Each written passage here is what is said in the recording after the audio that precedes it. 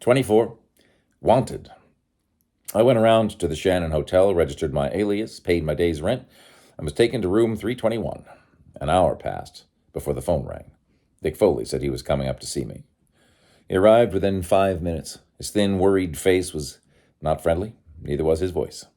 He said, "Warrants out for you. Murder. 2 counts. Brand and Dawn." I phoned. Mickey said he'd stick. Told me you were here. Police got him. Grilling him now. Yeah, I expected that. So did I, he said sharply. I said, making myself drawl the words, "You think I killed them, don't you, Dick?" "If you didn't, it's a good time to say so." "Gonna put the finger on me?" I asked. He pulled his lips back over his teeth.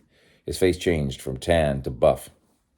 I said, "Go back to San Francisco, Dick. I've got enough to do without having to watch you." He put his hat on, very carefully, and very carefully closed the door behind him when he went out.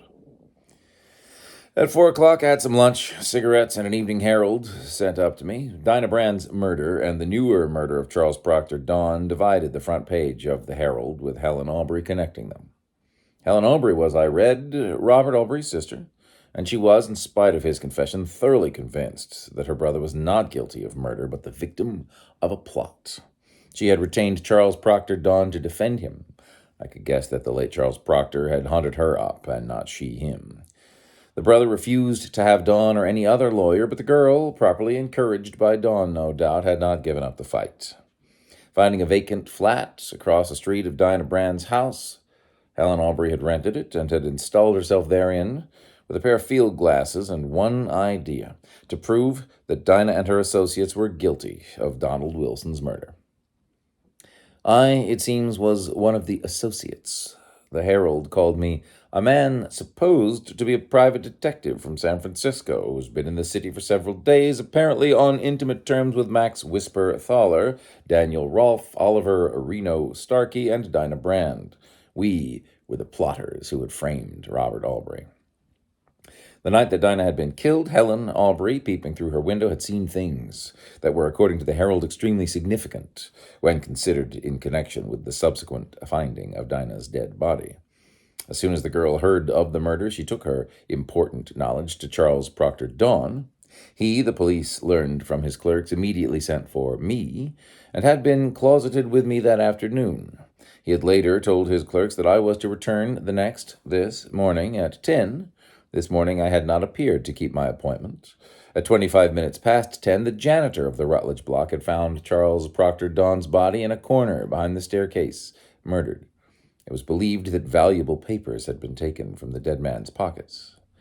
At the very moment that the janitor was finding the dead lawyer, I, it seems, was in Helen Aubrey's flat, having forced an entrance, and was threatening her. After she succeeded in throwing me out, she hurried to Dawn's offices, arriving while the police were there, telling them her story. Police sent to my hotel had not found me there, but in my room they had found one Michael Linehan, who also represented himself to be a San Francisco private detective. Michael Linehan was still being questioned by the police. Whisper, Reno, Rolfe, and I were being hunted by the police, charged with murder. Important developments were expected. Page 2 held an interesting half-column. Detectives Shep and Vanneman, the discoverers of Dinah Brand's body, had mysteriously vanished. Foul play on the part of us associates was feared. There was nothing in the paper about last night's hijacking, nothing about the raid on Peake Murray's joint. I went out after dark. I wanted to get in touch with Reno. From a drugstore, I phoned Peake Murray's pool room. "Is Peake there?" I asked. "This is Peake," said a voice that didn't sound anything at all like his. "Who's talking?" I said disgustedly, "This is Lillian Gish," hung up the receiver, and removed myself from the neighborhood. I gave up on the idea of finding Reno and decided to go calling on my client, old Elihu, and try to blackjack him into good behavior with the love letters he had written Dinah Brand and which I had stolen from Dawn's remains. I walked, keeping to the darker side of the darkest streets. It was a fairly long walk for a man who sneers at exercise. By the time I reached Wilson's block, I was in bad enough humor to be in good shape for the sort of interviews he and I usually had, but I wasn't to see him for a little while yet. I was 2 pavements from my destination when somebody st at me. I probably didn't jump 20 feet. "It's all right," a voice whispered. It was dark there. Peeping out under my bush, I was on my hands and knees in somebody's front yard. I could make out the form of a man crouching close to a hedge on my side of it. My gun was in my hand now. There was no special reason why I shouldn't take his word for it, that it was all right. I got up off my knees and went to him. When I got close enough, I recognized him as one of the men who had let me into the Ronnie Street house the day before. I sat on my heels beside him and asked, "Where'll I find Reno? Hank O'Mara said he wanted to see me." "He does that. Know where Kid McLeod's place is at?" "No. It's on Martin Street above King, corner of the alley. Ask for the kid. Go back that way, 3 blocks and then down. You can't miss it." I said I'd try not to, and left him crouching behind his hedge, watching my client's place, waiting, I guessed, for a shot at Pete the Finn, Whisper, or any of Reno's other unfriends who might happen to call on old Elihu. Following directions, I came to a soft drink and rummy establishment with red and yellow paint all over it. Inside, I asked for Kid McLeod. I was taken into a back room where a fat man with a dirty collar, a lot of gold teeth, and only one ear admitted he was McLeod. "Reno sent for me," I said. "Where'll I find him?" "And who does that make you?" he asked. I told him who I was. He went out without saying anything. I waited 10 minutes. He brought a boy back with him, a kid of 15 or so, with a vacant expression on a pimply red face. "Go with Sonny," Kid McLeod told me. I followed the boy out a side door, down 2 blocks of back street, across a sandy lot, through a ragged gate, and up to the back door of a frame house. The boy knocked on the door and was asked who he was. "Sonny, with a guy the kid sent," he replied. The door was opened by a long-legged O'Mara. Sonny went away. I went into a kitchen where Reno Starkey and 4 other men sat around a table that had a lot of beer on it. I noticed the 2 automatic pistols hung on nails over the top of the door through which I had come. They would be handy if any of the house's occupants opened the door, found an enemy with a gun there, and were told to put up their hands. Reno poured me a glass of beer and led me through the dining room into a front room. A man lay on his belly there, with one eye to the crack between the drawn blind and the bottom of the window, watching the street.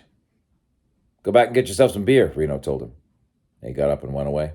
We made ourselves comfortable in adjoining chairs. "When I fixed up that Tanner alibi for you," Reno said, "I told you I was doing it because I needed all the friends I could get." "You got one. Cracked the alibi yet?" he asked. "Not yet." "It'll hold," he assured me. "Unless they got too damn much on you. Think they have?" I did think so. I said, "No. McGraw's just feeling playful. That'll take care of itself. How's your end holding up?" He emptied his glass, wiped his mouth on the back of a hand, and said, "I'll make out. But that's what I wanted to see you about. Here's how she stacks up. Pete's, throw it in with McGraw. That line's Coppers and Beer Mob up against me and Whisper. But hell, me and Whisper are busier trying to put the chive in each other than bucking the combine. That's a sour racket. While we're tangling, them bums will eat us up."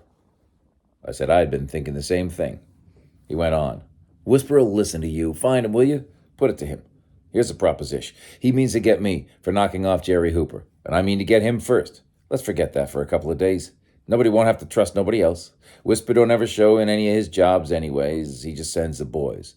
I'll do the same this time. We just put the mobs together to swing the caper. We run them together, rub out the damned Finn, and then we'll have plenty of time to go gunning among ourselves. Put it to him cold. I don't want him to get any ideas that I'm dodging a rumpus with him or any other guy. Tell him, I say if we put Pete out of the way, we'll have more room to do our own scrapping in. Pete's holed up down in Whiskey Town. I ain't got enough men to go down there and pull him out. Neither is Whisper. The 2 of us together has. Put it to him." "Whisper," I said, "is dead." Reno said, "Is that so?" As if he thought it wasn't. "Dan Rolfe killed him yesterday morning down in the old Redmond warehouse. Stuck him with the ice pick Whisper had used on the girl." Reno asked, "You know this? You're not just running off at the head?" "I know it."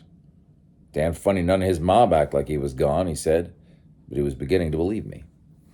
"They don't know it. He was hiding out, with Ted Wright the only one in on the ware. Ted knew it. He cashed in on it. He told me he got 100 or 150 from you through Peak Murray." "I'd have given the big umchay twice that for the straight dope," Reno grumbled. He rubbed his chin and said, "Well, that settles the Whisper end." I said, "No." "What do you mean, no?" "If his mob don't know where he is," I suggested, "let's tell them. They blasted him out of the can when Noonan copped him. Think they'd try it again if the news got around that McGraw had picked him up on the quiet?" "Keep talking," Reno said. If his friends try to crack the hoosegow again, thinking he's in it, that'll give the department, including Pete's specials, something to do. While they're doing it, you could try your luck in Whiskey Town. Maybe, he said slowly. Maybe we'll try just that thing. It ought to work, I encouraged him, standing up. I'll see you. Stick around. This is as good a spot as any while there's a reader out for you. And we'll need a good guy like you on the party. I didn't like that so much. I knew enough not to say so. I sat down again. Reno got busy arranging the rumor.